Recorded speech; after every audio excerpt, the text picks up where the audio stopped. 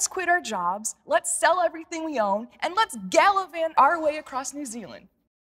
When you're planning for your trip and you start budgeting, you think about, okay, what are you going to eat for a day? And where are you going to sleep for a night? And how are you going to get from this town to that town? So instead of thinking about how much food am I going to eat for the entire month, think, okay, what am I going to have for breakfast today? How about lunch? Dinner? And then once you start thinking on a day-to-day basis, everything starts to fall in place. You can get an idea of what you might want to buy for your groceries by going online.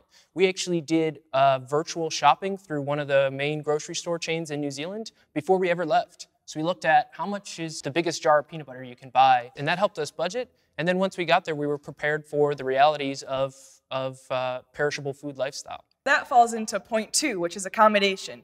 So you can ball it up and stay at a hotel, stay at a motel if you have the budget, but we did not.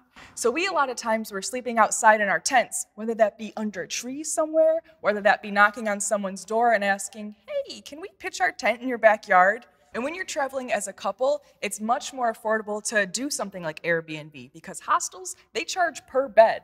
So that's like $30 per person per night. So food, accommodation, and transportation are your main expenses. So when it comes to transportation, a bus ticket is expensive. That plane ride is expensive. So we had a credit card that actually, all the points we accumulated paid for our tickets. That was huge. The transportation, we brought our bikes. So we just packed those as checked bags, really. And then they came to New Zealand, they were there for us, and we rode our bikes the entire time, not having to pay for gas, not having to pay for a bus, a car, anything like that. Yeah. A lot of people may doubt you, may wonder about quitting your job, about traveling for an extended period of time, and a lot of people think about money and about the security it provides. But if you take yourself seriously and you plan and have a budget, both for the short term and for the long term, it definitely makes things more possible.